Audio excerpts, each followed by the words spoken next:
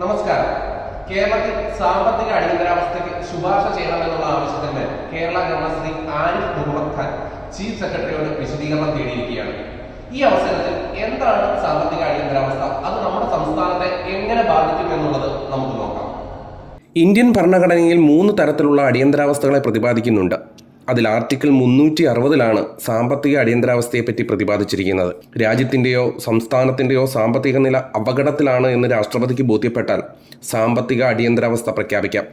Reserve ബാങ്കിന്റെ നിർദ്ദേശവും ഈ കാര്യത്തിൽ തേടേണ്ടതുണ്ട്. സാമ്പത്തിക അടിയന്തരാവസ്ഥ പ്രഖ്യാപിച്ചാൽ 2 മാസത്തിനുള്ളിൽ പാർലമെന്റിന്റെ 2 സഭകളിലും ഇത് പാസാക്കണം. സംസ്ഥാനത്തെ ഇതെങ്ങനെ ബാധിക്കും എന്നുള്ളതാണ്. ഈ കാലയളവിൽ സംസ്ഥാനത്തിന്റെ എല്ലാ സാമ്പത്തിക കാര്യങ്ങളും രാഷ്ട്രപതിക്ക് നിയന്ത്രിക്കാം. സർക്കാർ ജീവനക്കാരുടെ ശമ്പളം, പെൻഷൻ, മറ്റ് ആനുകൂല്യങ്ങൾ എന്നിവ വെട്ടിച്ചുരുക്കാനും മറ്റ് സാമ്പത്തിക ചിലവുകൾ നിയന്ത്രിക്കാനും സാധിക്കും. സാമ്പത്തിക മര്യാദ പാലിക്കാനുള്ള നിർദ്ദേശങ്ങളും രാഷ്ട്രപതിക്ക് സമർപ്പിക്കാം. നിയമസഭ പാസാക്കിയ ബില്ലുകൾ രാഷ്ട്രപതിയുടെ പരിഗണനയ്ക്ക് അയക്കണമെന്നുള്ള നിർദ്ദേശങ്ങളും ഉൾപ്പെടുത്താം. സംസ്ഥാനത്തിൻ്റെ സാമ്പത്തിക നയങ്ങളും നിയന്ത്രണങ്ങളും കേന്ദ്രത്തിൻ്റെ നിയന്ത്രണത്തിലായിരിക്കുമെന്ന് ചുരുക്കം. ഗവർണർ ചീഫ് സെക്രട്ടറിക്ക് വിശദീകരണം തേടുവാൻ വേണ്ടി അയച്ചിരിക്കുകയാണ് റിപ്പോർട്ട്. എന്നാൽ ചീഫ് സെക്രട്ടറി ഇതുവരെ ഒരു റിപ്പോർട്ട് ഗവർണർക്ക് നൽകിയിട്ടില്ല. അദ്ദേഹത്തിന് വേണമെങ്കിൽ കുറച്ചുനാൾ താമസിപ്പിക്കാം റിപ്പോർട്ട് നൽകുന്നത്.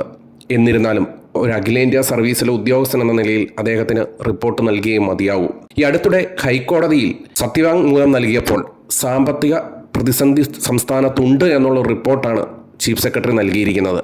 അതിനാൽ തന്നെ ഇതിന് വിരുദ്ധമായ ഒരു റിപ്പോർട്ട് ഗവർണർക്ക് നൽകാനും ചീഫ് സെക്രട്ടറിക്ക് സാധിക്കില്ല. വസ്തുത എന്തെന്നാൽ ചരിത്രത്തിൽ ഇന്നുവരെ ഒരു സംസ്ഥാനത്തും സാമ്പത്തിക അടിയന്തരാവസ്ഥ പ്രഖ്യാപിച്ചിട്ടില്ല. നമ്മുടെ കേരളത്തിൽ സാമ്പത്തിക അടിയന്തരാവസ്ഥ വരുമോ ഇല്ലയോ എന്നുള്ളത് നമുക്ക് കാത്തിരുന്ന് കാണാം. മറ്റൊരു വിഷയമായി കാണുന്നതുവരെ നന്ദി, നമസ്കാരം.